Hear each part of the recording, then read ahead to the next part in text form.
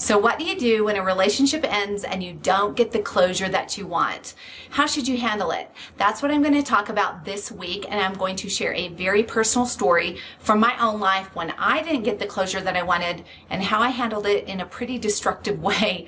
I don't want you to do the same because I want you to experience the love that you desire. All right, so that's what we're going to talk about this week. Stay tuned.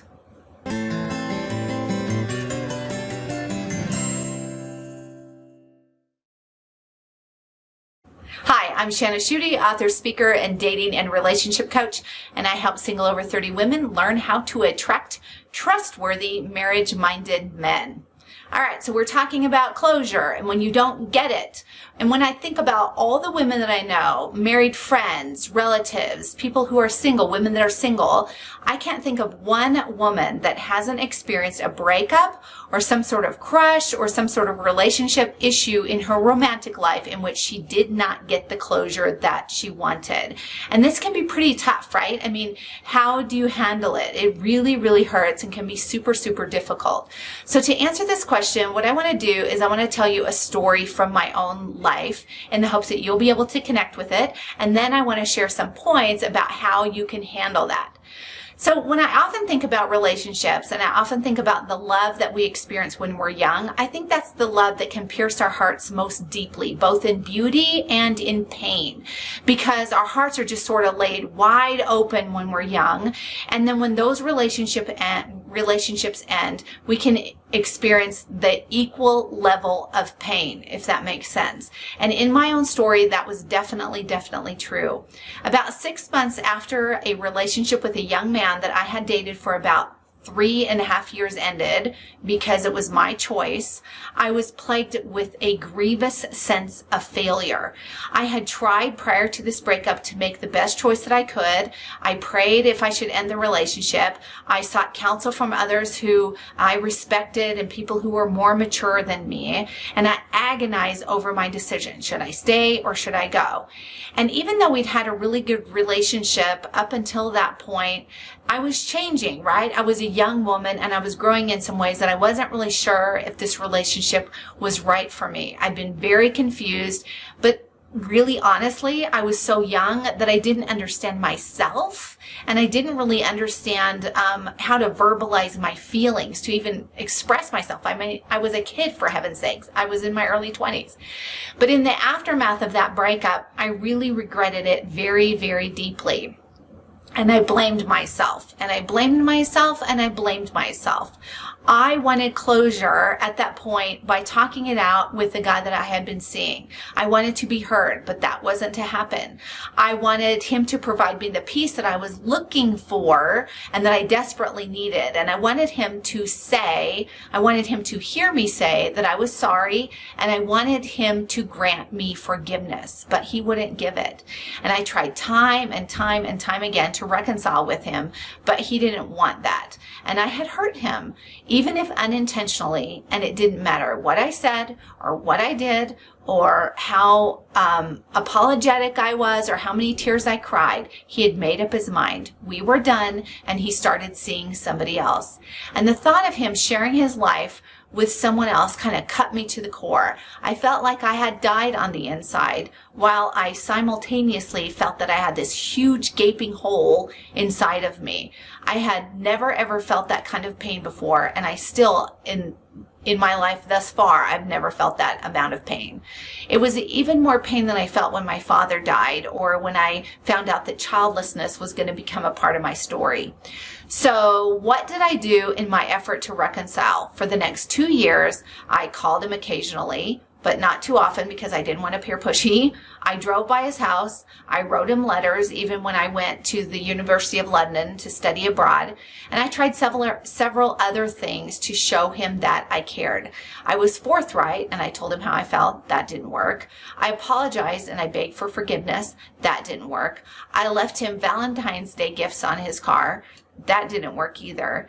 But then because I didn't want him to feel pressured, I tried to be more pleasant and less obvious, because honestly at this point I was probably pretty much a basket case. I wanted to be a little bit more fun and light, but that didn't work either. Then when I was 24, I called him on the phone and he said, guess what? And I just knew it. I said, "You're getting married." And he said, "Yes." "How did you know?" And I said, "I just had a feeling." And my heart just sank, because over this 2 years, I was still hoping that we would get back together. I said, "I just have a feeling that that's what you were going to tell me." And then I told him, I said, "You're going to make a really, really great husband," because I wanted him to be happy. I really, really did, even though my heart was torn into a million tiny little pieces. And then I hung up the phone and I went into my bedroom and I wailed and I cried deep into the night. I was completely devastated, but I wanted to respect his engagement, so I no longer drove by his house or tried to say I was sorry. I felt like I had really, really blown it, and I spent the next 8 years nursing a broken heart, and I hated myself, and there was nothing that any man could have done to have made that pain, to make that pain go away. And from then on, I struggled with a huge fear of rejection. That the seeds of that fear of rejection were planted in my childhood. It's just that this relationship exacerbated it and made it blow up. I didn't get the closure that I desperately wanted. And to this day, I still don't have it. I felt like there were so many words left unsaid. I felt so misunderstood. I wanted to seek forgiveness and to have that forgiveness granted. I wanted to know that he forgave me, because I thought, well, if he forgives me, then I can forgive myself. And that would prove somehow that I was worthy of love, which is just a wrong way of thinking, but that's how I thought. He didn't give me another chance, so I didn't give myself another chance either. And that really affected my future relationships. And in some ways, the pain of that broken relationship became more difficult as time passed. It wasn't as acute, but the years and other failed relationships sort of mocked me. And in my early 40s, I thought, if I hadn't made the choices that I made, then perhaps I could have gotten married and when I was young, and I wouldn't have been single still and wouldn't be childless and all that stuff, because I was really grieving not being married when I was around 42 or so. So it's like this breakup from the past where there wasn't closure. It came straight into my present, and now it is all up in my face again in my early 40s. But what I didn't understand then, that I understand now, now that I'm married, is that I didn't need that guy to tell me that he forgave me and mean it. I didn't need him to tell me that he was sorry for how he spoke to me when I was begging for forgiveness, or how unfeeling he was, or how he seemed uncaring or unkind. I didn't need him to say he was sorry for anything that he had done. I didn't need him to tell me I was okay. I didn't need him to do any of that to prove that I was worthy of love and being loved, even though that would have been wholeheartedly welcome if would have been some closure. What I needed was to let myself off the hook and to stop blaming myself. I needed to accept my value and receive the truth that I was worthy of being loved, even if the man that I loved didn't love me. I needed to embrace the truth that I hadn't ruined my life, so that I could move forward in freedom without guilt, and that I could be free to give and receive love. I wouldn't be crippled by fear. I needed to see that this is a huge thing. I needed to see that I had allowed this guy too much power over me. I had allowed him to define my value and my worth, and nobody should ever do that. I needed to trust that nothing is ever lost, that there is redemption in every single story. And I needed to know that closure is a gift. It's a gift that you give to yourself when you stop believing lies about yourself and embrace the truth about who you are. So maybe you can relate to some of what I'm saying. Maybe you feel like you've really blown it. Or maybe you were dating someone and they walked away from you. Maybe they ghosted you. I spoke to one woman once, and she was engaged, and her fiance just kind of fell off the face of the earth, and she has no idea what happened. Maybe this person walked away from you and they never explained why. Maybe you had a man guilt you, or he won't accept your apologies. Maybe he's been disrespectful or rude or unkind. Maybe he won't grant you the closure that you want.